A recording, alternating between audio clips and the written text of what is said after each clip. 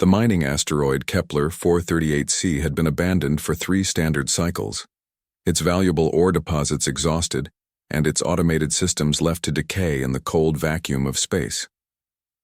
The Galactic Mining Consortium had moved on to more profitable ventures, leaving behind nothing but empty corridors and forgotten machinery, or so they thought. Deep within the asteroid's core, in a maintenance shaft barely wide enough for a human child, something stirred in the darkness.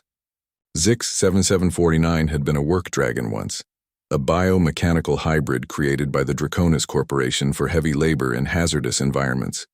His serpentine body, no longer than a human arm, was designed for navigating tight spaces and performing delicate repairs that larger machines couldn't handle. Metallic scales covered his organic tissue, and his eyes glowed with a soft blue bioluminescence that had grown dim over the years.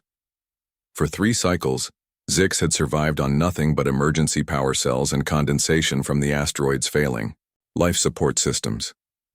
His programming had kept him active long after his purpose had ended, checking and rechecking systems that no one would ever use again. The loneliness had been the worst part. Work dragons were social creatures, designed to communicate with their handlers and fellow workers. Without contact, his neural pathways had begun to deteriorate.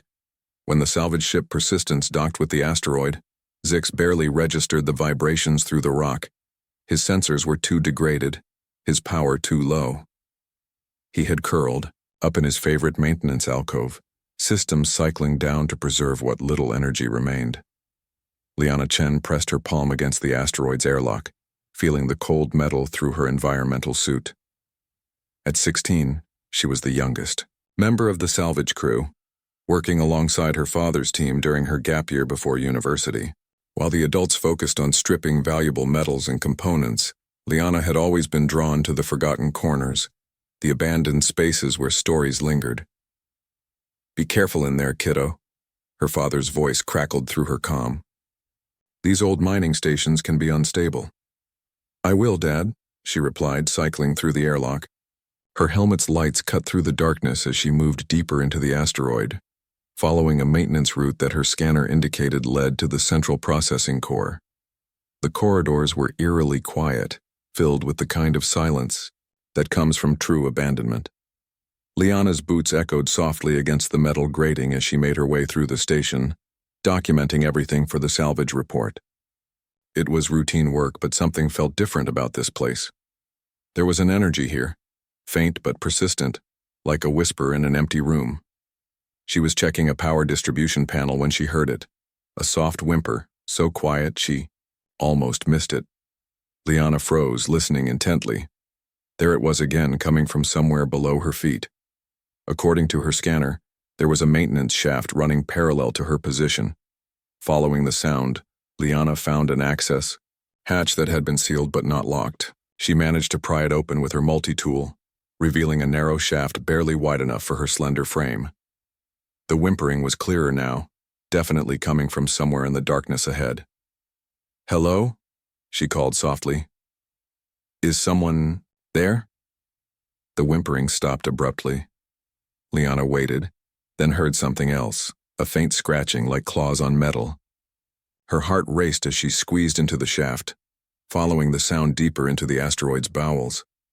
The maintenance alcove was hidden behind a panel that had partially collapsed. When Liana's light found the opening, she gasped. Curled in, the corner was a creature unlike anything she'd ever seen, part organic, part machine, with metallic scales that caught her helmet's beam like scattered stars. The creature's eyes opened at her approach, revealing intelligence and something else that made her chest tighten, profound, aching loneliness. "Oh, you poor thing," she whispered, extending her hand slowly. "How long have you been here?" Zix 7749's deteriorated neural pathways struggled to process what he was seeing. A human, young and small, reaching toward him with no fear in her posture. Her voice carried the kind of gentleness he'd almost forgotten existed. For a moment, his systems couldn't compute the situation, then everything clicked into place. This was rescue. This was hope. The work dragon's cry echoed through the maintenance shaft, a sound that was part mechanical whir, part organic keen and entirely joyful. Tears leaked from his bioluminescent eyes as he pressed his snout against Liana's gloved hand, his whole body trembling with relief and gratitude. "I've got you," Liana said, her own voice thick with emotion. "I've got you now." She spent the next hour carefully extracting the weakened dragon from his hiding place, talking to him constantly in soothing tones.